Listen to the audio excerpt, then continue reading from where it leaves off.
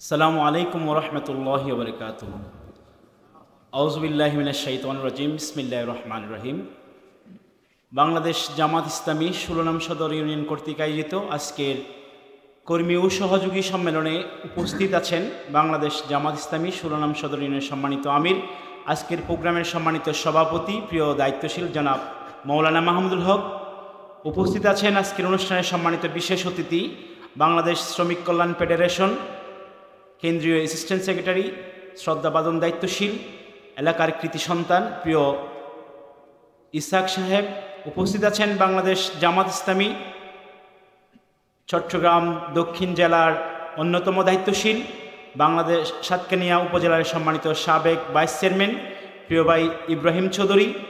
ও উপস্থিত আছেন অন্যান্য দায়িত্বশীল ভাইরা এবং আমার সামনে উপস্থিত কর্মী ও সহযোগী ভাইরা। আসসালামু আলাইকুম ওরহমতুল্লাহি ওবরকাতুহু।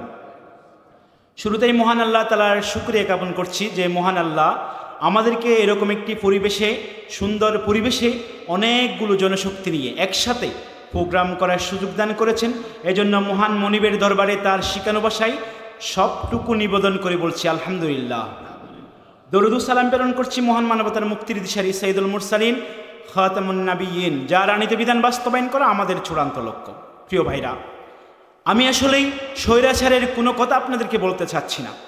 আমি আপনাদেরকে বলতে চাচ্ছি আমরা কোন অবস্থানে আছি এখন, আমাদের যে মান থাকার কথা ছিল সেই মান আছে কিনা।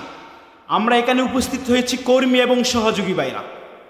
বাংলাদেশ জামাত ইসলামীর কর্মী এবং সহযোগী হিসাবে আমাদের যেই দায়িত্ব পালন করার কথা ছিল সেই দায়িত্ব কি আমরা পালন করতে পেরেছি নাকি আমরা পালন করছি এখন বর্তমানে?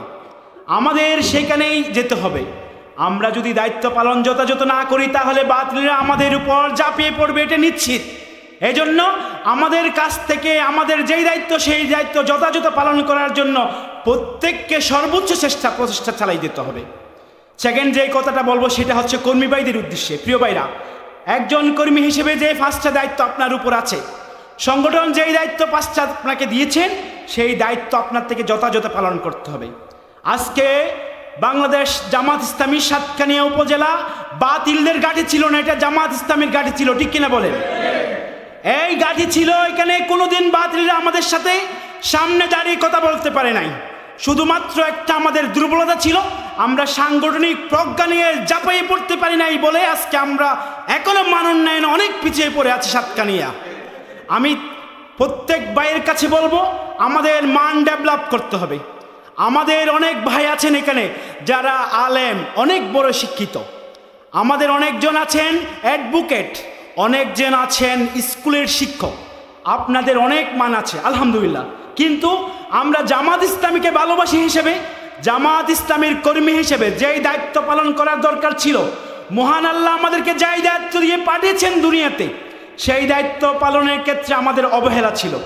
এই অবহেলা ঝেড়ে দিয়ে দিনের পথে আমাদেরকে একাকার হয়ে সীসাডালা প্রাচীরের মতো ভূমিকা পালন করতে হবে ইনশাআল্লাহ।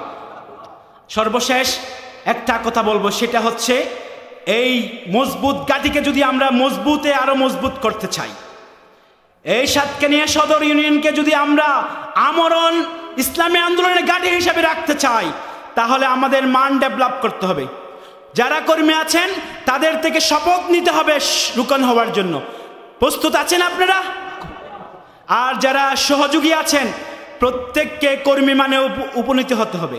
এবং আজকে যারা উপস্থিত হয়েছেন প্রোগ্রামে, আমি সবার কাছে এই প্রার্থনা করব, জামাত ইসলামী আপনি লালন করার জন্য আপনার থেকে যেটা সবচেয়ে বেশি দরকার সেটা হচ্ছে আপনার থেকে দৈনন্দিন রিপোর্ট লিখতে হবে। যদি আপনি লিখতে না পারেন তাহলে জামাত ইসলামীকে আপনি ধারণ করতে পারবেন না। সম্মানিত উপস্থিত ভাইরা, আমি সর্বশেষ যে কথাটা বলবো সেটা হচ্ছে আমরা যেই বিজয় পেয়েছি সেই বিজয়কে দীর্ঘস্থায়ী করার জন্য, সেই বিজয়কে টেকসই করার জন্য ময়দানে সর্বোচ্চ সময় দিতে হবে আমাদেরকে।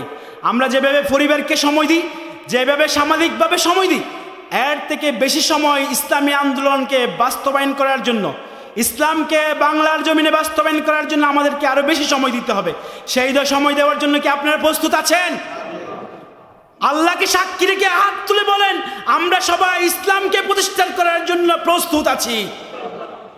সম্মানিত উপস্থিত ভাইরা, আমি সবাইকে সবাইকে উদারতা আহ্বান জানাবো, ইসলাম আমাদের ছিল, ইসলাম থাকবে এই জমিনে। এই ইসলামকে যারা এই জমিন থেকে মুছে দিতে চায় তাদেরকে মুছে দেওয়া হবে ইনশাআল্লাহ।